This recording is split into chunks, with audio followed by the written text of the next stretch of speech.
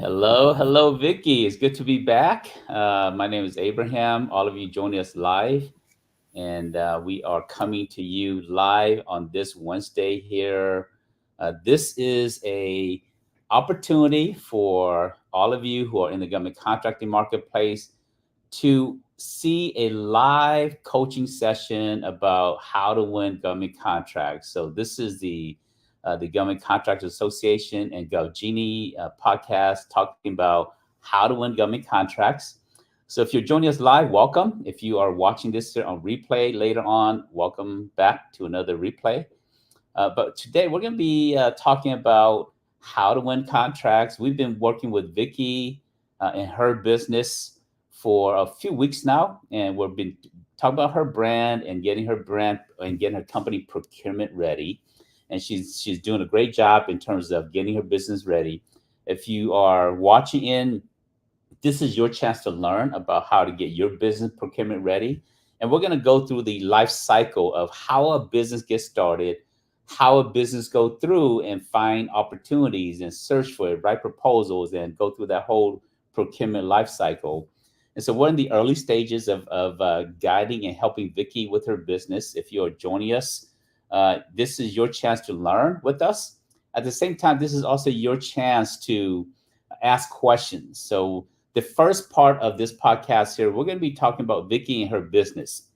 But the second half of this podcast here, we want you to to talk about your business and ask questions along the way as well. So if we're talking about something, you have questions relevant to that topic, feel free to type in the discussion area your questions. Later on, if it's off topic a little bit, we will address some of those questions later on. So with that, I'm going to turn over to Vicky. Vicky, if you could take a quick few seconds to share a little about your business and where you are in the contracting journey. Good morning. My name is Vicky Vang. My company is called Alpha Professional Services. Where I'm at in the government contracting is, and I forgot to tell you, Abe, I did decide on the logo, the branding. I'm gonna stick with the one of them that we had looked over. I didn't post that here, but I may let you guys know by next week. It actually, and later on in this podcast, I'll tell you why I chose that, because it did get my foot in the door. That's kind of where I'm at right now. I have my most of my items ready. The only thing that I'm kind of struggling on right now is the website, but everything else is done. All right, good. Okay, so thank you for a little intro about you and your business, where you're at right now. So I'm going to go ahead and pull up our tool that we've been using, and then we're going to dive into content. If you're joining us, go ahead and in the chat area, tell us where you're joining us from. For those of you that's joining us live, and I'd love to hear where you're joining us live, where you're at, and if you could put in there the industry that your business is in. That would be relevant to if you have questions later on. We can I have a better perspective in terms of how to frame the answer to help you guys as well. So this time I'm going to go ahead and share my screen, and then we're going to dive into talking about where Vicky's company is. And I am going to move the StreamYard down here. And this is what we've been talking about here. So last week we talked about your vision, your mission, and we talked about creating your potential teaming partners and potential vendors and suppliers. And then the week before, we talked about your website, we talked about your logos and your capability statement. So you've got some homework done here. So very excited that you got that done, getting your brand to look like $1 million. So let's start with you said you want to talk about your logo next week, or you're ready to talk about it this week? I can't hear you. You might be on mute, Vicky. I don't know if you have my capability statement on there. That's the logo that I've decided to go with. It's Okay. Is this it? yes. Okay. All right. So let's do a quick review. Your KBO statement. I know we talked about this here a little bit, but I like the fact that you got military personnel shaking hand with a woman that can represent you here as an Asian American here. So that's good. That's a good way to insert yourself without necessarily inserting yourself in here. You got your logo here. So tell us a little about why you chose this logo here. I chose that logo because it's simple. It's A AP for Alpha Professional, and then the design on the back is shaped like an S for services. Okay. Yep. So APS, kind of like subtle S in the back. I like that. And then why did you go with this color scheme? Um, the I was looking at what the colors meant, and I originally went with red and gold, but that actually gives brings it comes together. It's almost like red, white, and blue. So Mhm. Okay. um, Okay. In the government market, you can't go wrong with red, white, and blue. So very appropriate for the government market. Okay, so just let me do a quick review of your cable statement, give you a little bit of feedback, and then we'll continue. We've been talking quite a bit, so you got your UI number here, your case code, awesome, that's great. Um, let me talk a little about your title here. So adding your title as a CEO is a double-edged sword, right? If you are a larger company, the CEO is not very accessible. If you're a small business, the CEO is very accessible. So it goes into which approach you want to take. There's no right or wrong. I'm going to just share with you the psychology behind it. So sometimes, even though you are the CEO, you might want to change your title as chief CPO, chief procurement officer, or capture manager. That makes your company look bigger because there is a layer of management before you get to the CEO. So it's psychology a little bit. And some of you, as you're watching this here, you'll understand, right? Because sometimes it's not necessarily about giving so much access to the CEO. So if you want to make yourself look larger, then use CPO, which is Chief Procurement Officer. Because as a small business, you are the commode director that takes out the trash and cleans the toilet. You're also the CEO of the company, right? So you wear all these different hats. And so another hat you wear is the CPO, or it could be the capture manager. Capture manager is synonymous that you are heading up the sales. Um, you can put in here government liaison, or so you could go many different titles, but I like CPO, Chief Procurement Officer, because that gives you the executive level, but not the CEO title. But it's up to you how you want to position yourself there. Just some feedback there. Okay, so this here is geared towards um, all your services side of it. What I would do is, because real estate is minimal, I will under core competencies. You don't necessarily have to have services here twice. If you have product and services, great. If you have services and solutions, that's great. But if both um, column here is about services, you can remove services, and it's kind of understood. So that saves you a little bit of, gives you a little bit more white space. Here you talk about your certifications. This is the right way to do it. DBE pending, EDWSB. You put pending here. Yep. So that's really the right way to do it. WSB pending, women owned small business. The only other thing I would put in here in terms of your certifications here, I would include like the DBE, that is with you want to put the governing body. So for example, the um, WBE, I mean the MBE is just through the NMSDC. So you might want to put the governing body that manages this certification. EDWSB would be SBA. And you don't even have to type in EDWSB, the Economically Disadvantaged Women Owned Small Business. You can just put the agency name here. Same thing with the DBE. This is would typically tie to the Minnesota Department of Transportation or whichever governing body that did this DBE. Same thing here, the WSB, that would be the SBA, or it could be WeBank. And so use that. The other certification you want is the WBE with the Women Business Enterprise. So NAICS code, I see you got some great NAICS code here, so that's great. Past performances.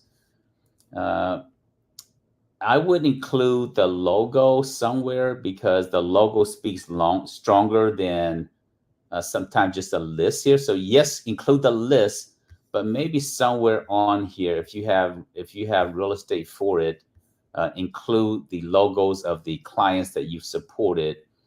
Um, so my suggestion is make the logo smaller because your logo takes up a lot of space, and I would move some of these potentially this red area up so that it gives you some space to add logos of your clients here. But great design, looks great, and it's I think it's close to being ready to go. So, any comments on your capability statement?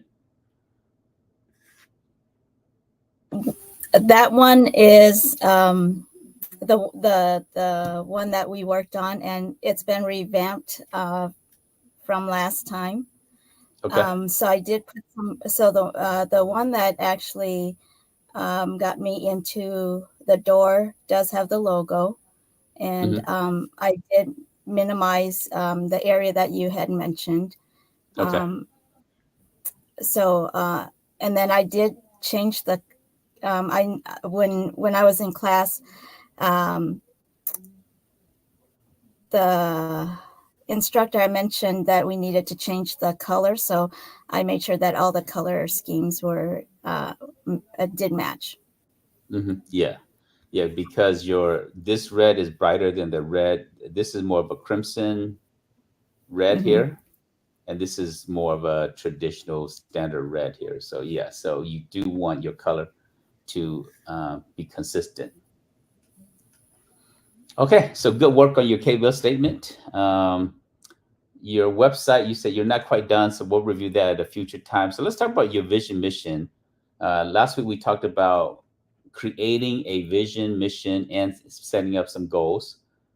So let's put this here up and do a quick review here. So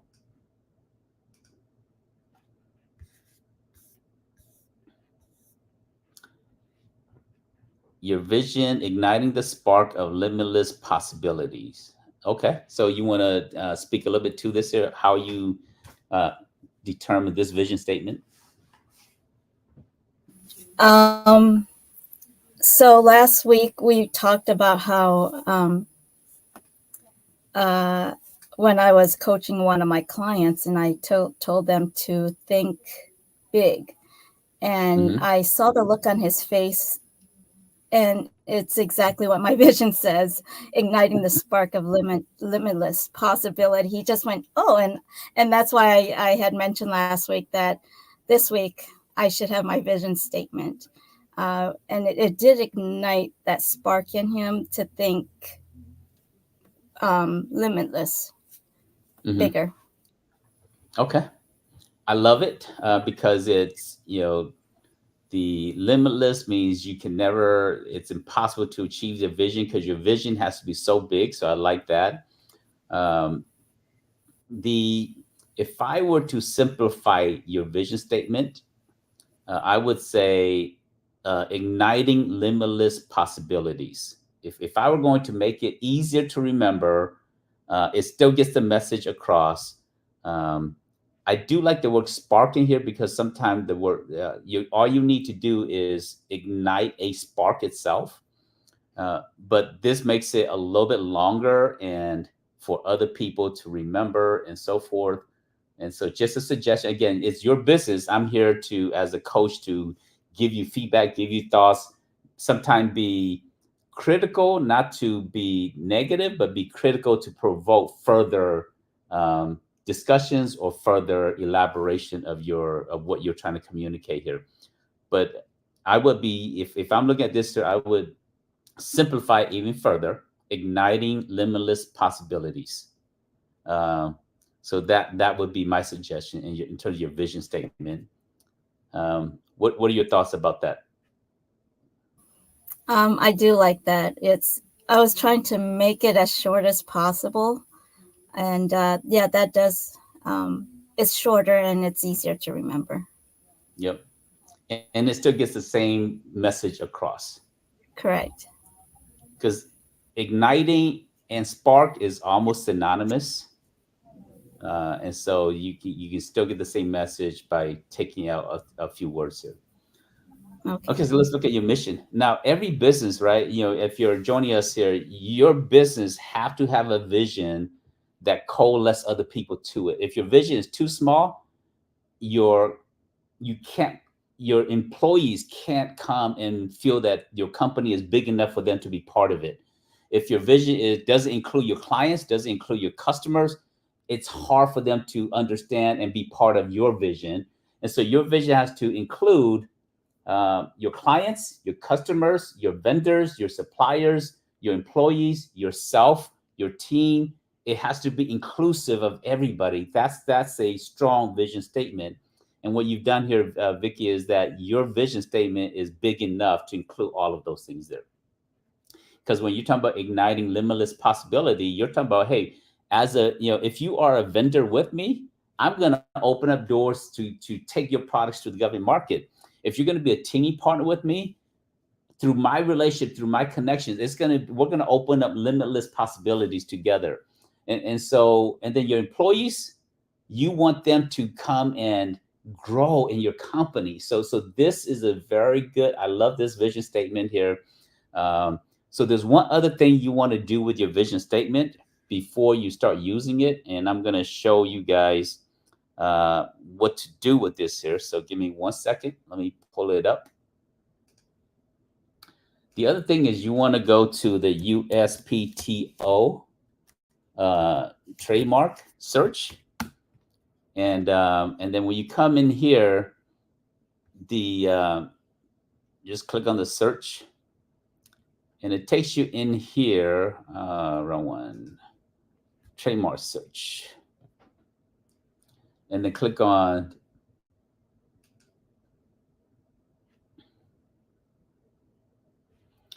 And so I'm going to put in here igniting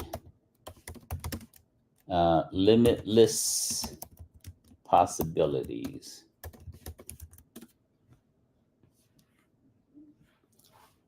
And so so you want to search that no one has already trademarked this tagline. In fact, I'm going to put quotes in here so it can be specific to you. So I don't see any specific, like there's igniting possibility, limitless possibility, limitless possibility. So I don't see it exactly how you got it in here, like inspiring limitless possibilities, but igniting limitless possibility, I don't see it in here. But you want to do a more thorough, exhaustive search in here. And so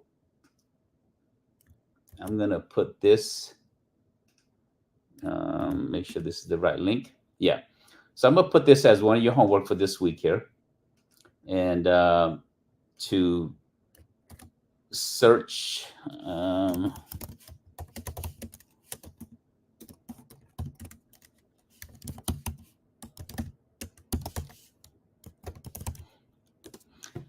so for all of you, you should do the same thing, right? If you're watching us and you're saying, okay, I'm creating my vision, my mission statement, before you start using it. Now, once you create it, you want to, technically you don't have to trademark it to if you're the first one to use it. It through copyright laws and trademark laws, you should be able to use it. The challenge is you actually trademark it so that other people see that it's been trademarked, so they won't use it. But if you're using it as a small business, it costs money to trademark, to keep that updated every single year. By using it, it's already yours. Uh, you want to trademark it so that if somebody uses it, you can sue them. That's the only reason why you trademark it.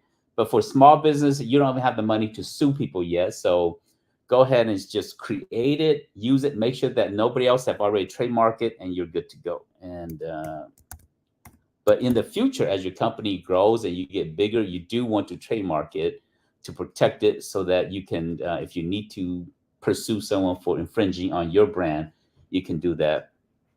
But this is core to what you're trying to do. So let's go back to your mission statement. So you've done great on that there. So let's go to your mission statement here. To inspire and empower individuals and organizations to unlock their full potential, fostering an environment where innovation and ambition thrive. So that's one option, right? Is this two options here that what you've got?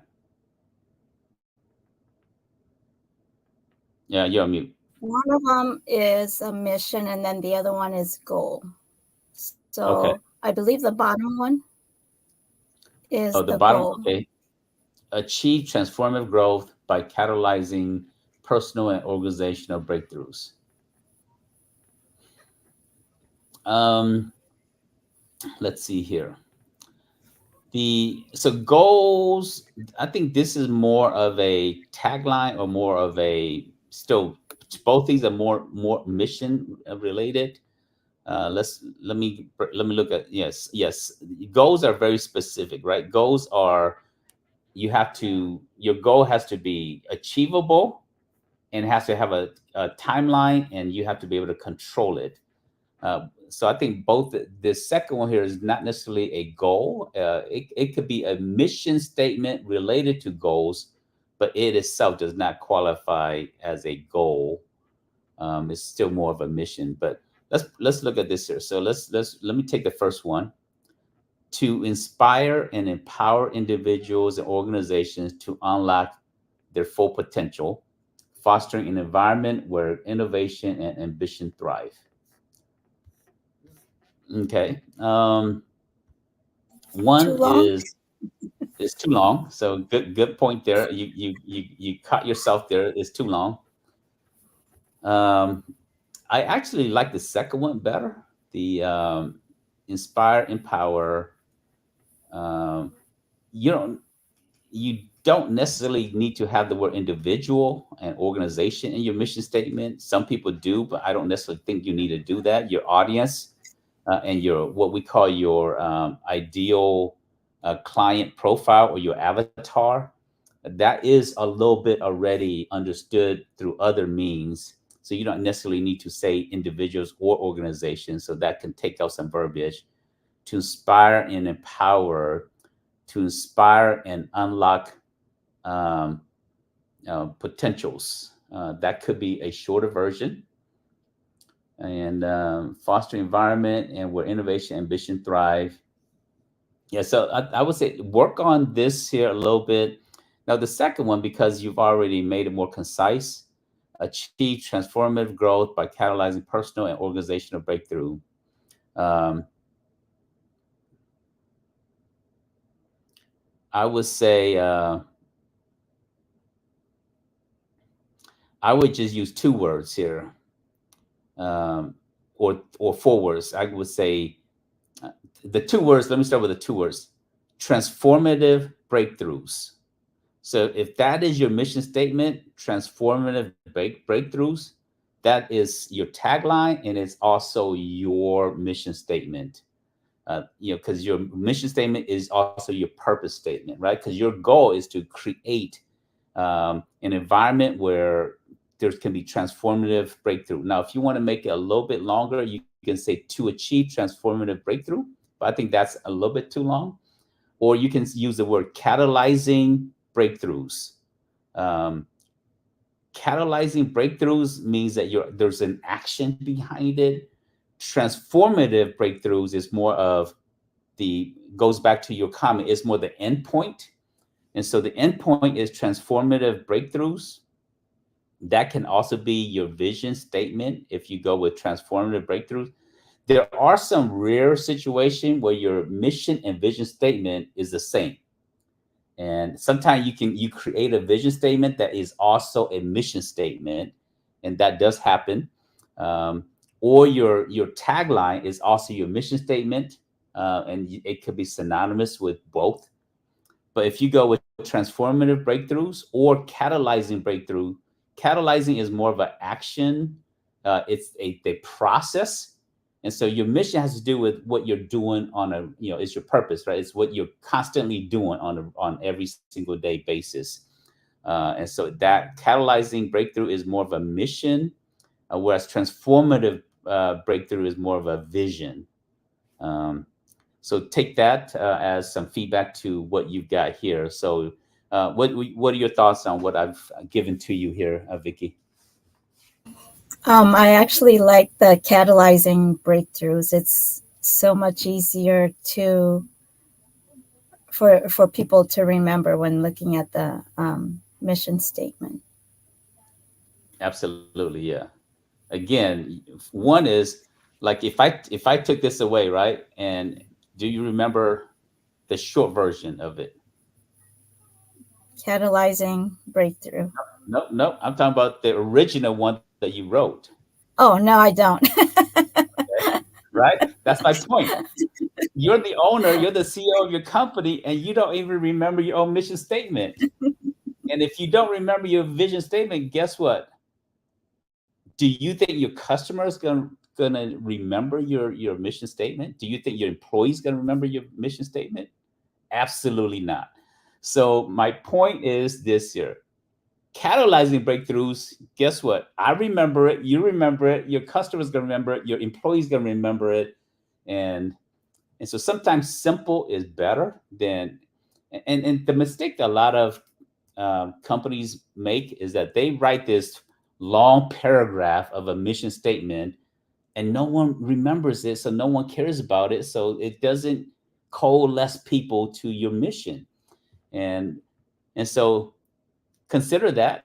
And so once you make your final decision, we can address it a little bit more. Now, as it relates to your goals, we're not going to spend, I'm not going to go through all of your details in terms of your goals here. Um, I'd like to talk to you a little bit about your book that you're working on. And so tell me a little about the book that you, as one of your goals is to finish writing your book, or where are you in this process here?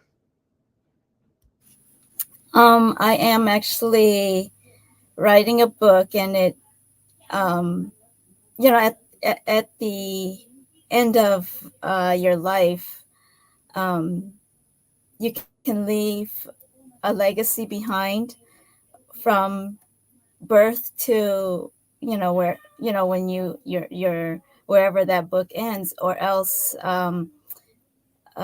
when you're gone, no one might remember you. But if you write a book about it, at least you can leave it to your children, your grandchildren, your great grandchildren, and they'll remember you. Because I myself, I know who my grandparents are, but after that, I don't know my great grandparents and the you know generations before that. So I wanted to write a book about myself, Mm-hmm. and I had to do some research, because I don't, and it starts from even before I was born.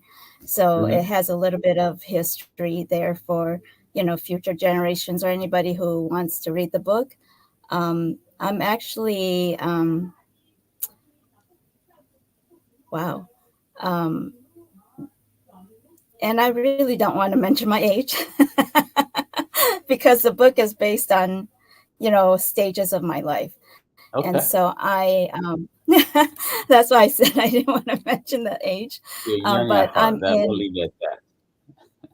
I'm in the let's just say I finished the 30s and part of the 40s. Okay. So is this a book that is meant for um, peers, friends, family, not necessarily meant for the public, or is this something that you want to release to the public as well? It's a book that I don't mind releasing to the public. Okay. All right. So that's good. I love that you're every single person, all of you who are joining us live here, there is a book in you. You have a book in you. And some of you have already published books. If you publish book, put in the chat. Let us know that you published a book. Or if you publish multiple books, let us know and tell us, give us the title of your book, and maybe some of us we might go and purchase your book to support you. But every single person is good for at least one book, right? The I love that you're doing this here. And sometimes it's not about just your legacy, but it's more about all of you are smart. You have gone through life, and there's a lot of lessons learned. You've made some mistakes. There's lessons to be shared with other people. You've had a lot of successes along the way. There's some lessons to share with other people, and then part of it is your legacy that you want to leave to the world, right? Because when you were born, you want to leave the world better than when you came around, when you found it. And that's really what life is all about. And if you're only here to take, it's a miserable life. But if you are here to give and to add and to spice up the world and make it a little bit better than when you found it, that's awesome. So I like the title, the Book of Vicky, a little bit better. The story of my life, because the Book of Vicky it creates a little bit of mystery. What is this here? Is this about Vicky? Is this about entrepreneurship? Is this about your journey? Is this it creates a little bit more mystery. The story of my life. I'm not 100% in love with the title here, but again, it's just as a coach giving you my first impression, and sometimes my first impression can give you more insights, but sometimes it's completely off and it's completely wrong. So the here's let me kind of if you're watching with us here, as a coach, my job is not to tell you what to do, is to teach you how to fish, right? We talk about teaching you how to fish, or giving you a fish, and really as a coach, I'm teaching you how to fish. And so I'm sharing with you suggestions and comments and provoking thoughts so that you can make your own decisions. And so that's really my role in here. I function like a GPS. You say you want to go win government contracts. I would tell you go left, right, up and down, go through this highway, that path to get to DMV, DC, Maryland, Virginia, the contract capital of the world. But it's up to you to make the decision to actually drive left or right. I'm just going to guide you the best way to get there. So that's like my thought about your book here.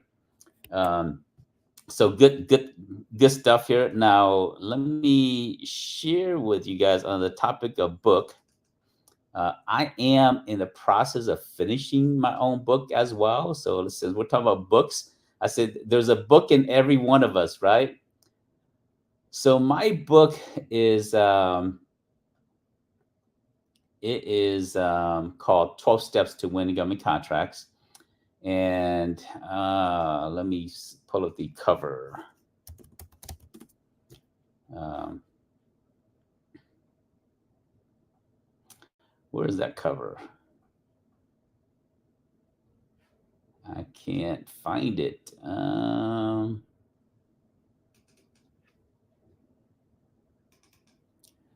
That's the old cover, and so let me sort it by time here. Okay, I think it's under here. No, it's not there too.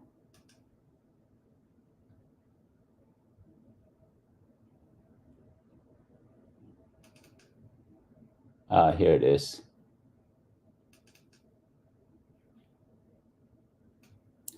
So this is my book, right? Government Contracting Secrets, the Underground Playbook for Growing Your Business in the Government Market. So the book is pretty much finished. I've had my editor reviewed it. I've had a few other people review it. My holdback right now is uh, finalizing the design of the cover and getting the ISBN number and getting it formatted to be in the book. It's to for the book itself. So that's kind of so. This is where the book is in the final stages. Um, so that's how it's going to look like right here. But for all of you, there is a book inside of you, and so if you have a book you want to write, do it. And your book is also a promotional product for your business. There's we can talk about marketing at a point in the future, but your book is also that. And so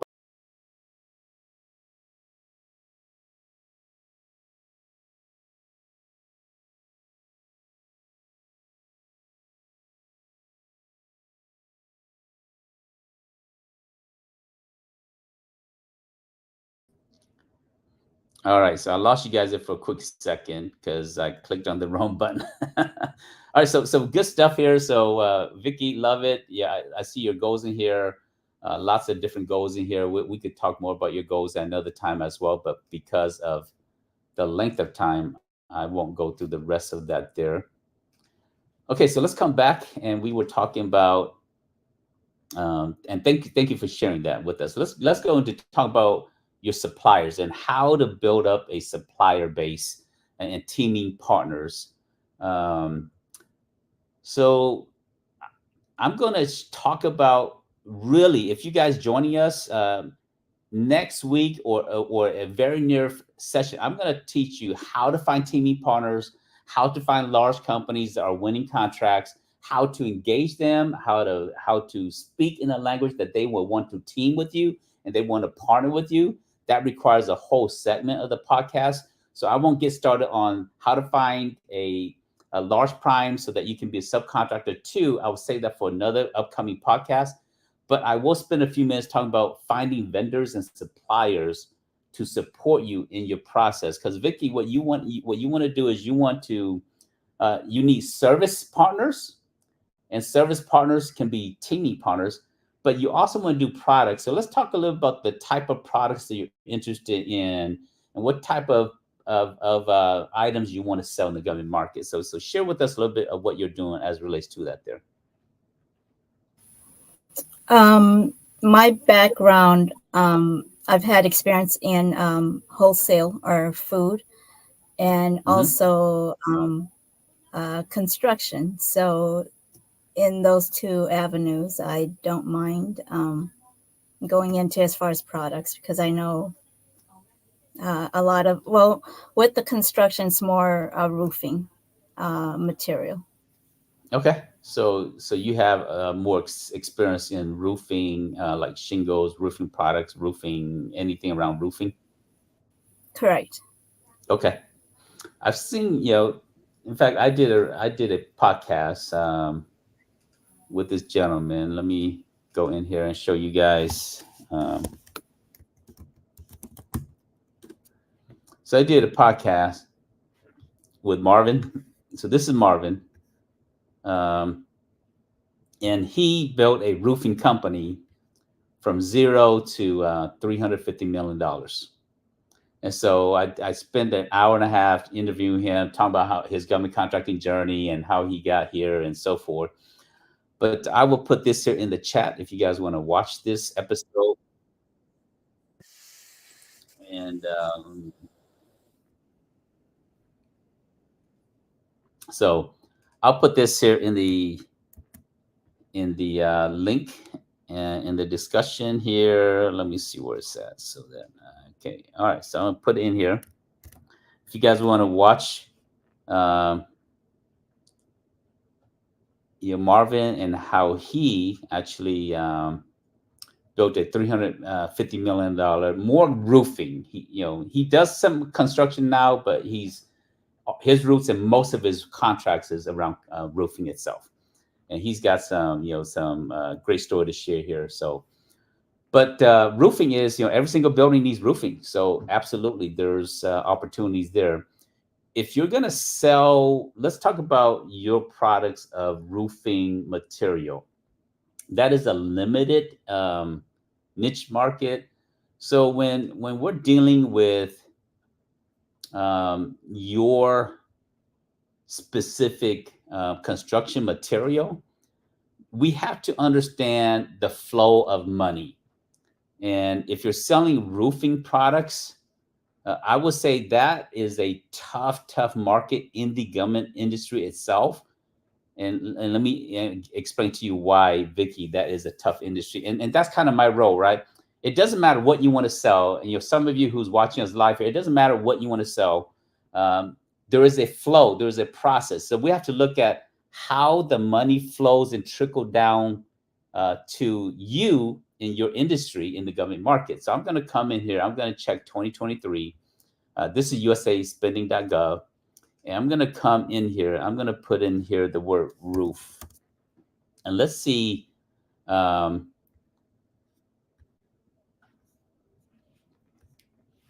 So there is no, so under wholesale, right? So there's three layers of when it comes to products. There is the manufacturers, there is the wholesale, and there's the retail. So when you're looking for NAICS code in here, so there's manufacturer, there's wholesale, and retail. So under manufacturer, nothing comes up for roofing, right? There's the service side of it, which is roofing contractors. And then there's roofing site installation material merchant wholesaler. So the only NAICS code that shows up, there's no manufacturers that's listed for roofing products. There is no retail for roofing. There's only the wholesale. So I'm going to look at the wholesale number here, and we're going to see how much the government awarded for you in 1 year. So I'm going to click search. So they awarded 561 projects for roofing or other type of products related to this niche here. And so these are all the companies that won contracts. If we look here, it gives us a little bit, right? It gives us a little bit of what the projects are about. Roofing coating Abraham, supplies. Yes. are you meaning to share your Uh, screen? oh, thanks for saying that, because I think when I got bumped out, my screen stopped sharing. So I went to USAspending.gov. I checked the year 2023, get everybody caught up, check 2023. And then down here, I put in the word roof, which is inclusive of roofing as well. And there's three layers of products. There's manufacturer, wholesale, and retail. The manufacturer did not show up. The retail did not show up. The only roofing NAICS code that showed up is 223, which is the wholesale side of it. And then I clicked search, and it gave me this here. It gave me 561 project that was awarded last year in 2023, and not all of this is roofing. So what does this mean here? If I come to time, if I click on the time tab, it's going to tell me the total amount. 5.2 million was awarded under this NAICS code. So if you were only to be a wholesaler of roofing products to the government, what's your opinion here? For those of you joining us, is this a lot of opportunities? 5.2 million out of 759 billion that was awarded at the federal market. Is this a lot of money, Vicky? To me, it's not. Yeah, it's not a lot of money. And there's only 500 projects. Not all of it was roofing. And in terms of time, you're talking about 5 million, not a lot of opportunities. Now, this doesn't mean that there's no roofing opportunities. This means is that if you're going to sell roofing materials directly to the government, that's not the best approach. Every single building needs roofing. So what that means is you have to come back here and you have to say, okay, so selling products to the government is not the right approach. Let's look at roofing contractors, and let's see how much the government awarded under this year. 573 million, right? So is there money in the service side? Absolutely. 573 million. So the way the government buys roofing products is they don't buy from a wholesaler. They award a roofing service contract to a construction company or a roofing company. They buy the roofing materials. So what does that teach you, Vicky? If that is the flow of money, give me your thoughts in what I've just shared with you. How does the government buy in your niche? They actually go through the service part.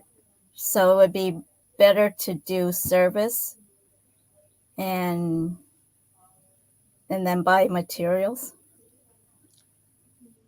That is one lesson, right? That if you're in the roofing material business, you might want to position yourself more as a roofing construction company. That could be one lesson. Or the more important lesson is this here, that your customer is not the government. Your customers are all the construction company that's winning government contracts. And so you take more of a subcontractor approach and you build vendor relationship with these roofing companies, say, hey, I can get you roofing material at the deeply discounted price. So that could be more of the strategy if you want to sell roofing materials versus directly being a roofing construction company. So that could be the strategy here. So we have to follow the flow of money, and if there's no money directly to roofing as materials, then there's money in the service side, and so now you have two choices, and you could do both. You don't have to. You can say, I'm gonna engage all of the companies that's winning roofing projects and be a sub to them, sell them roofing materials, or I'm going to position myself as a construction company so I can sell more roofing materials to the government. No right or wrong in that there. If you want to find, if you want to find who's winning contract, S&M won a $42 million project. Conti Federal Services won a $29 million project. And so these are all so Brazos Roofing International, they won a $7 million project. So all these are companies that's winning roofing related contracts. But yeah, so these are your potential teaming partners. These are potential clients that you can sell roofing materials to. So does this help you in terms of preparing your business in working with as it relates to the roofing side? Now, what was the other niche product that you want to talk about that you said you can do? Um, uh, Food and produce. Okay. So the first thing with food and produce, I actually helped a company. Let me pull them up. So this company is called Zoom Inc. USA.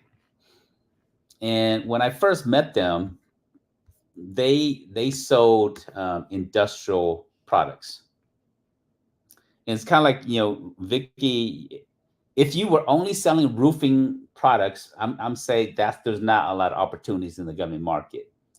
And that's what they sold. They sold industrial products. There's opportunity. They sell things like degreaser, pool cleaning supplies, janitorial cleaning supplies. That's what they sold. That's what they mean by industrial products. And so we did the market research, and there's not a lot of opportunities as it relates to this directly to the federal government. So in coaching them, guiding them, I said, let's do the research. Let's see what are the opportunities out there. So at the end of the process, they decided that they're going to go with logistics and they're going to add institutional food service to what they do. And this is part of what you're talking about, right? Is selling perishable um, products related to fruits and vegetables, which is a perishable in the government market. So as we did this here, they actually decided and pivoted to more of the frozen food instead of the perishable, because there's a lot more risk around that there. And then what we learn is that the largest buyers of food is the correctional institutions, school systems, and hospitals. Every hospital has a cafeteria. Every school system has food that they gotta feed the students, and every correctional institution out there, they have a population that needs to be fed on a daily basis.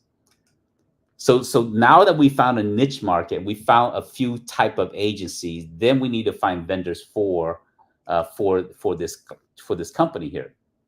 So as it relates to food, we learned that the first thing I did was I said, hey, I'm not super familiar with the food industry. So I connected him to or this company to a friend of mine that have Lake City Farmers Market. So I have a friend that owns the Lake City Farmers Market, and so they own this farmers market. And I said, I can connect you to them so you can learn about the fruits, vegetable, meat market, and they might be interested in teaming with you and being a supplier to you to get things started. So they met with this here, and I'm sharing this here with you. If you're watching us live, I'm showing you the process of how you establish products and services to sell to the government. So the first step is you want to learn about the industry. And so you want to see who do you know that is tied to that industry, and you want to meet with them, get to know them, ask some questions, and just build relationship. And so that's what they did. So my friend, they own this farmers market here. They they have about 100+ employees. They sell all kinds of groceries, whether it's anything that goes into farmers market. That's what they were selling. And so Zoom Inc., this company met with this company, Lake City Farmers Market. They built a relationship, and they decided that maybe there may be some opportunities for them to work together. The challenge came where the farmers market was not the best match for Zoom Inc. And yes, the farmers market, they can buy volume, they can buy all kinds of fruits, vegetables, meat, canned goods, but the response time was not fast enough. Why? Because their business is not equipped to package uh, goods to be resold to institutionals or correctional institutions. And so this was not a good match, but they learned about the industry and how there's layers of wholesalers and markets related to food. So here's what I remember that Zoom Inc. learned around food. They learned that there are farmers that you can buy directly from. They also learned that there are so you have the farmers themselves that can sell you chicken, um, that can sell you fruits and vegetables, but that's not the best place to source because the farmers is seasonal, right? You might need to buy tomatoes right now, but the farmers, it's not tomato season for them. So you need a layer that's higher than the farmers themselves. Buying directly from the farmer is not the best as a vendor to the government, because you may not always, the farmers you're working with may not always have the product. So what we did instead was they found I don't remember the actual term. It's a, it is a conglomerate, a more like a distributor that works with many farmers. And what they do is they buy it. To them, it doesn't matter if the farmers is in the US, it doesn't matter if the farmer is in Chile, it doesn't matter if the farmers in Vietnam, doesn't matter if the farmers in in Ukraine. They work with all farmers worldwide. And so if tomato is not in season in the US, guess what? It's in season somewhere else. And so they can buy any products around the world, bring it to the US, and resell it to you as a retailer to the government. So that's kind of how we established their supply chain, and then they started building relationship, and they started calling some of the food aggregators, U.S. Foods, right? U.S. Foods. This is a big supplier distributor of food, but their specialty is really for restaurants and stuff like that. But they can, you know, but it was hard to get them to work with a small business because they didn't really, they didn't really were set up to work with small businesses. And so we went through layers, and ultimately, I'm not going to share the true because that's their trade secret. The Zoom Inc. As a customer, I can't tell you exactly who they went with, but I'm showing you the process. I'm giving you a real life case of what they went through. Ultimately, they didn't go with US Foods. They found a smaller distributor that was willing to work with small businesses. And the first project that Zoom Inc. won was selling 30 pounds of frozen chicken to a correctional facility. So that was their first project.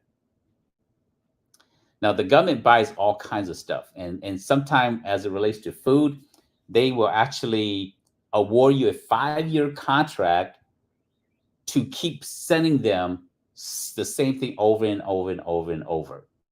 And so I like the food side of it, but it is competitive, and the pricing can be really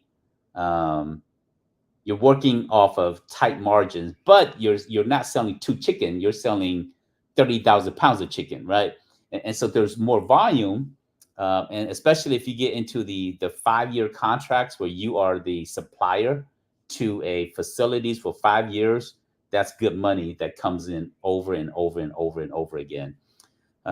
So questions, comments about this, Vicky, or anybody else who's on the line, if you have comments or questions about products and stuff like that, feel free to ask your questions. Yes, I Vicky? do have questions. Because I know that where I'm at, there are big companies that are headquartered here where I'm at. So would I just reach out to them as a huge company and partner with them as far as food in a certain industry? Yes. So If there's two if ways that to, makes to, sense. to go about that. The first is the best way is you go to sam.gov, right? Or you go to GovGenie, either one, it doesn't matter. You go to govgenie.gov or govgenie.com, and you come in here and you search for opportunities.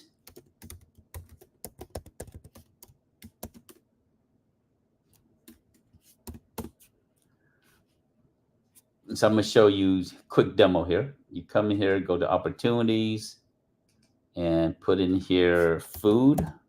Oop. So there's food products and animal manufacturing, and you can check off as much as you want to in here. Fish, seafood markets. So and same thing in the food industry. There's the farmers. There's also the food distributors, and there's the retail food. So there's 3 tiers of food as well. Frozen food manufacturers. I'm just going to check 2, see what's in here, or 3 next, go see what's in here. So there's about 1,300 projects in here. And so the way I would engage one of the companies that you want to, one of the distributor or farms that you want to work with. So you want to come in here and you want to find a project, right? Frozen pancakes. So if you're interested in this project here, you take this project and you come in here and you add it to your bid board. And let me make sure I'm in the right place. I'm wrong place. So let me go to my demo account because that's one of the organizations that we're supporting them. So food food service, food machine, not machinery, seafood. Where's my frozen? Yep, frozen here, right? So, so I'm gonna check a few NAICS code, and here's a project here: food service contractor, frozen pancakes. I'm gonna click on this project. I'm gonna add it to my bid board, and once I add it to my bid board, then I can start tracking this project here. The next step is you take all the companies that's in your area, Vicky, and then you send them an email. And you send them an email, and you take this project here, and you say, "Hey, I am interested." If let me go inside this opportunity here, and for those of you joining us, we're going to wrap up in a second and take some more questions before we wrap up here. But you take this here. This is the link. You take this link and you send them this link, and you say, "Hey, I'm interested in this project here. Would you be interested in?" Or as you know, the way you actually do it is you send them an email and say, "Hey, um, I'm a small business specializing in selling products, farm. In this situation, you want to talk about specifically frozen food. We specialize in selling frozen food to the government, and I'm looking for a supplier that can that have frozen pancakes, because in this situation, it's frozen pancakes, right? So you would come in here, you want to read through this here, and you don't have to give them a lot of details about the project. But I'm looking to buy 20,000 pounds of frozen pancakes, and so you leave with it. You don't want to reach out to them and say, "Hey, I'm new in the government market, and I'm looking for distributors to help me sell their products to the government." That comes across like you're not strong enough. Even though you're a micro business, you're starting off, your message is, "I am a small business with women's certification, with minority certifications, and the government has set aside program, and I'm looking for partners to. I'm looking for specifically someone that can sell 20,000 pounds of pancakes to the government. And can you give me a price on it?" That's really what you're asking for, is asking for a price. And then they will say, "Yeah, we'll give you a quote on that." And then you shop around, right? You ask for three, you go to three different suppliers or farms, and you get quotes. And then you see which one is better. And then you set up a vendor relationship with them. They may have you go through a portal and apply to be a supplier for them. If you are selling products, you need a reseller. It's called a sales tax ID number in Minnesota. So you will need to get that so they don't charge you taxes. Anytime a wholesaler sells you product and you don't have a reseller tax ID number, you will have to pay taxes. And so you don't want to pay taxes, because that means you lose profit margins. And most state it's 5 to 6 or 7%. So you don't want to pay that, because that's profit margins there. Does that make sense, Vicky? Yes, it sure does. Do you already have your reseller or your sales tax ID number in Minnesota? Not as of yet. I've reached out to one of the bigger companies in regards to partnering with them or Mhm. being a distributor, and the one that I reached out to takes about 6 months to process their paperwork. So that might take too long, right? Because you want someone that's going to be Uh-huh. faster. So keep Yeah. looking. But the way to do it is find opportunities and say, "Hey, I need 20,000. I'm working on a project for this military base. So I'm working on a project, and they need 20,000 pounds. Would you be interested in teaming with me and being my supplier for this project?" That's the best way to do it. Okay, so let's open up. We got a few minutes left. Let's open up for anybody that have any questions about anything, where you are on your journey as a business. And let's see here. Where can I find a recording of these podcasts? Yes, you can go to, we have multiple YouTube channels. And so I'll put the link in here. Um, and for all of you who wants to watch, and this is not the first episode. We've been doing multiple episodes. So if you're brand new in the government market, or if you've been existing as a you've been a successful company, but you're expanding to the government market, you want to go watch some of these, because that's what we've been doing with Vicky. We've been really taking her business from the very beginning and building her brand as we get started with this here. So if you go to youtube.com/ at GovAssociation, all of our previous sessions are on there. You can kind of go watch it there. Other questions? Any other questions about where you are in your business? Questions about how to find vendors? Questions about your business that you need help with? Put it in the chat. No questions? Okay. All right, Vicky, any final questions or comments you have before we wrap up here? Not at the moment. All right. Well, hey, it's been a fun time here talking about Vicky and her business, but for many of you, it's really about your business also. Uh, we want to help you get more access to contract opportunities. And we actually have a training program. It's called the Certified Capture Manager Program. Vicky is also in that program there. And if you are interested in really learning in a very structured format, seeing your business enter into the government market, seeing 30,000 view, giving you 3 years of knowledge in a very short period of time. We have a training program to really help you to understand that. I'm gonna put it into the chat area if you want to learn more about it. It's in the chat, capturemanagement.org, so that can help you get your business going as well. Every week, every Wednesday at 11:30 a.m. Eastern, Vicky and I will be right here talking about her business. Please come back and join us, and we'll learn about your business also, so that you can get help with your business getting into the government market. With that said, remember, you are one contract away from your goals, one contract away from the dream that you want, one contract away from the big boat that you want, one contract away from the lifestyle that you want, one contract away from all the things you want to accomplish. Because one contract can be millions and millions of dollars that changes your life. And my last comment is this here.